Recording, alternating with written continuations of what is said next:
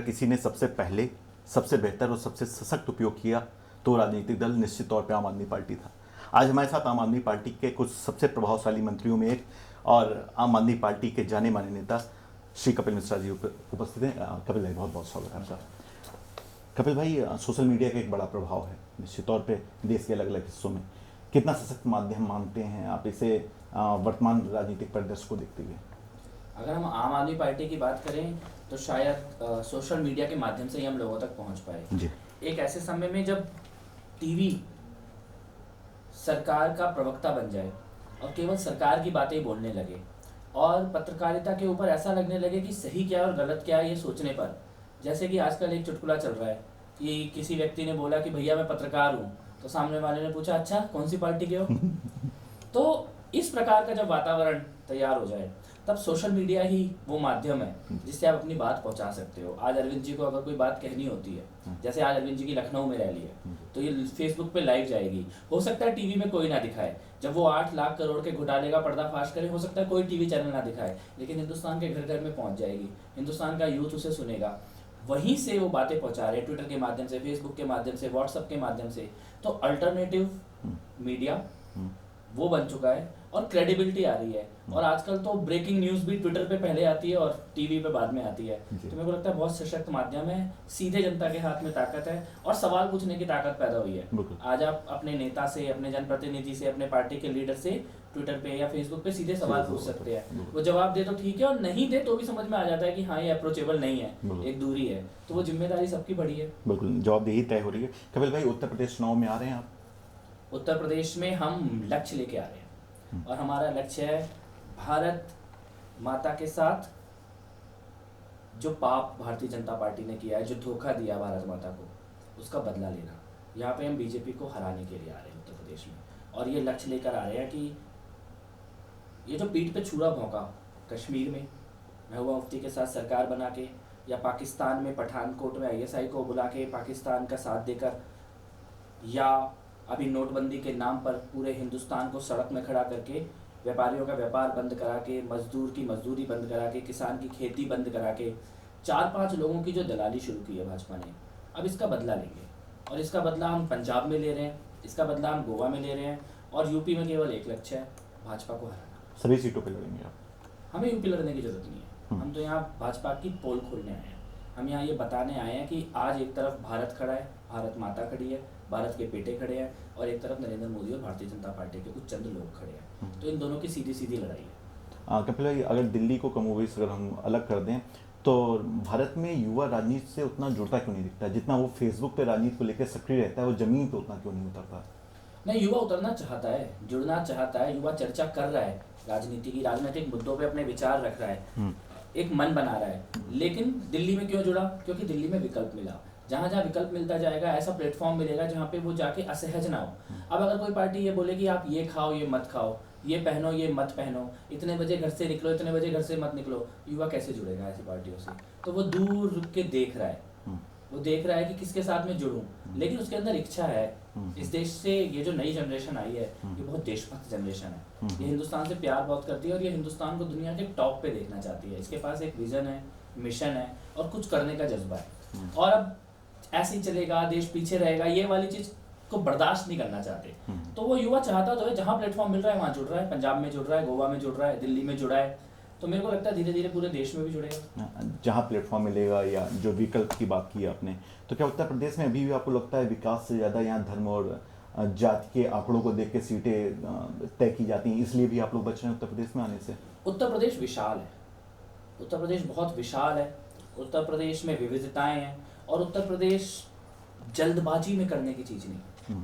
उत्तर प्रदेश की जनता तक पहुंचना, घर घर तक पहुंचना, उस प्रकार का संगठन का निर्माण होना, अपनी बात एक एक घर तक पहुंचाने लायक संगठन बना लेना, वो एक समय लेने वाला कार्य है। और मेरे को लगता है कि जैसे अर्जुन को मछली की आंख देखी थी, तो आज हमें पंजाब और गोवा दिख रहा है जिसको हम हासिल करने जा रहे हैं। तो वहाँ अपनी पूरी ऊर्जा केंद्रित करके उत्तर प्रदेश में अपना संदेश पहुँचा के कि इस देश के लिए इस वक्त क्या ज़रूरत है, उस पर ध्यान देते हैं। और उसके बाद फिर यूपी तो आने हैं, यूपी के बिना हिंदुस्तान की राजनीति तो असंभव है। कपिल भाई, आप पर्यटन मंत्री हैं, आपके कार्यकाल में दिल्ली कितना बेहतर हुआ या कितना संभला महिलाओं के लिए पर्यटन के लिहाज से?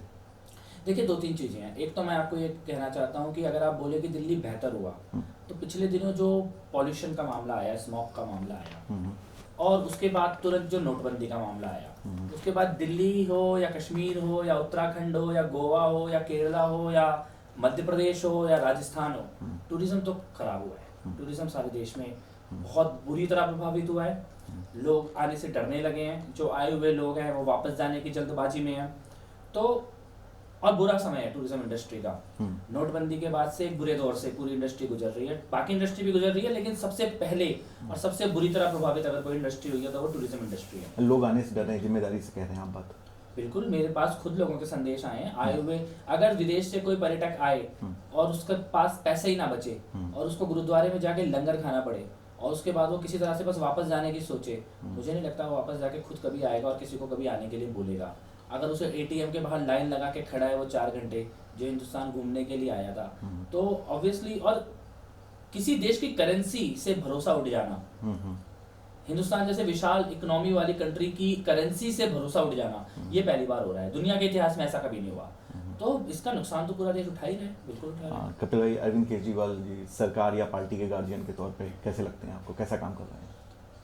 कल जब अरविंद केजरीवाल जी ने ये बोला कि पॉलिटिकल पार्टीज की फंडिंग की जांच होनी चाहिए, जब केंद्र सरकार ने ये कहा कि पॉलिटिकल पार्टीज को छूट है पुराने नोट जमा कराने की, तो इस देश में केवल एक नेता खड़ा हुआ जिसने बोला कि ये छूट गलत है, हमें ये छूट नहीं चाहिए और सारी पॉलिटिकल पार्टीज की फंडिंग की जांच होनी चाहिए।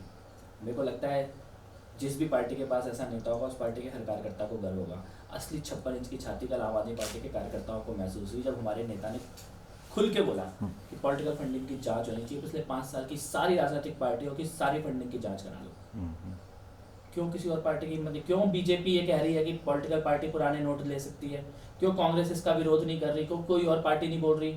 और अगर पॉलिटिकल पार्टी पुराने नोट लेने लगी तो फिर भ्रष्टाचार के ऊपर हमला कहाँ हुआ? ऐसा लगा जैसे पूरे देश के साथ धोखा कर दिया गया। तो मेरे को तो कल एक और वो दिन था, दोबारा एक और मौका मिला ये कहने का कि हाँ, हमें गर्व है कि अरविंद केजरीवाल हमारे नेता है। कपिल भाई, अरविंद जी पे आरोप लगते हैं कि वो महामहिम राज्यपाल जी कहते हैं कि उन्होंने छात्र चुनाव को हरी झंडी दे रखी है। जो मौजूदा सरकार है उसके घोषणा पत्र में शामिल था कि वो छात्र चुनाव कराएगी। 5 साल हो गए, कहीं भी छात्र चुनाव नहीं हुए बड़ी यूनिवर्सिटी में।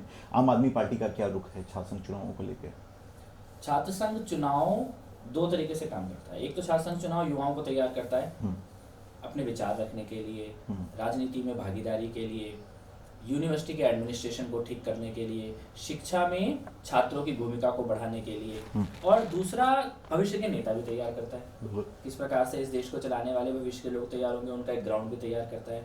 तो किसी भी जगह छात्र संघ की राजनीति और छात्र संघ चुनाव, लेकिन अगर उसमें राजनीतिक दल अपनी सारी गंदगी के साथ आ जाएं, गुंडागर्दी भी होने लगे, पैसा भी चलने लगे, दारू भी चलने लगे, जबरदस्ती की वोट भी होने लगे, हत्याएं तक होने लग जाएं छात्र संघ चुनाव के नाम पर, तब जरूर ये लगता है कि कहीं ऐसा तो नहीं कि हम अपनी बड़ी राजनीति की गंदगी यूनिवर्सिटी में भी लेकर आ गए हैं, कॉलेज में भी लेकर आ गए हैं। तो छात्र संघ चुनाव होने चाहिए, छात्रों को राजनीति में भागीदार होना ही चाहिए, इसका तो कोई विकल्प हो ही नहीं सकता है। और यूनिवर्सिटी ही वो ग्राउंड है जहाँ से भविष्य के नेता निकलने हैं, भविष्य के इस देश को चलाने वाले लोग निकलने हैं, तो जरूर होना चाहिए। लेकिन ये भी है कि राजनीतिक दलों को ये सोचना चाहिए कि भविष्य की राजनीति को कहीं हम आज ही तो गंदा नहीं कर रहे हैं। कपिल भाई, जैसे आप जैसे यंग लोग जो अपनी मेहनत के दम पे निकल के आए और आज तमाम लोगों के लिए प्रेरणा स्रोत बने हैं, हमारी युवा दर्शकों के लिए क्या आप सलाह सुझाव देना चाहते हैं? नहीं, सबसे पहले तो मैं एक जरूर बात ये कहना चाहूँगा कि सवाल करना ये बहुत ज़रूरी है। कभी भी देशभक्ति के नाम पर चुप मत हो जाना, कभी भी धर्म के नाम पर चुप मत हो जाना कि ये बोलूँगा तो ये मेरे देश के खिलाफ हो जाएगा, ये बोलूँगा तो ये मेरे धर्म के खिलाफ हो जाएगा, ये सवाल पूछूंगा तो ये मेरे परिवार के खिलाफ हो जाएगा। सवाल उठाने ज़रूरी हैं और सवाल पूछना गलत नहीं होता। गलत वो लोग होते हैं जो सवाल दबाते हैं, गलत वो लोग होते हैं जो सवाल देशभक्ति की आड़ में छुप जाएंगे, धर्म की आड़ में छुप जाएंगे। तो मेरे को लगता है कि सबसे बड़ी जिम्मेदारी आज हिंदुस्तान के युवा की है, तो वो जो सबसे बड़ी जिम्मेदारी है सवाल पूछना। नोटबंद क्यों हुआ, ISI क्यों आया, महबूबा मुफ्ती CM क्यों बनी, आपने जो वादे किए वो वादे कब पूरे होंगे। हमसे भी लोग पूछते हैं, कई बार वाईफाई का सवाल पूछते हैं, भैया वाईफाई कब आएगा, आपने वादा किया था। जो सवाल पूछते हैं वो अपने होते हैं, तो मेरे को लगता है कि ये सवाल पूछना इस देश की संस्कृति में शामिल होना बहुत जरूरी है। खुलकर सवाल पूछना, डंके की चोट पे सवाल पूछना, सही को सही और गलत को गलत कहना, और वो आज का युवा नहीं कहेगा तो और कौन कहेगा। एक तो सबसे बड़ी बात ये है। दूसरी चीज़ ये है कि हम अपने कर्तव्यों का भी पालन करें। हर एक युवा इस देश के नागरिक के नाते देश के लिए और समाज के लिए क्या कर रहा है। क्या हम 1 घंटा कभी निकाल पा रहे हैं अपने आस पड़ोस के लिए, किसी ज़रूरतमंद की मदद कर रहे हैं। जब हम सरकार को गाली दें कि सरकार कुछ नहीं करती है, तो हम मुड़कर देखें कि क्या हम कोई छोटा सा भी प्रयास, पॉल्यूशन के लिए गाली दे तो 2 पौधे हम भी लगा लें। गाय की रक्षा की बात करें तो अपने पास पड़ोस में कोई गाय घूम रही हो तो पन्नी ना खाए, उसको हम रोटी दे दें, वो हम भी कर लें। तो वो छोटी छोटी अपने आसपास की नदी की सफाई की कभी अगर हम चर्चा कर ले, तो वो छोटी छोटी जिम्मेदारी और सवाल पूछने की हिम्मत खुल के, मेरे को लगता है जिस देश का युवा सवाल पूछता है उस देश को आगे बढ़ने से कोई नहीं रोक सकता। कपिल भाई, आप लगातार बेहतर काम कर रहे हैं। हम उम्मीद करते हैं कि अगली बार आपसे मिले तो आप बेहतरीन काम करते हुए मिले। आप शो पे आपका बहुत बहुत धन्यवाद। Thank you.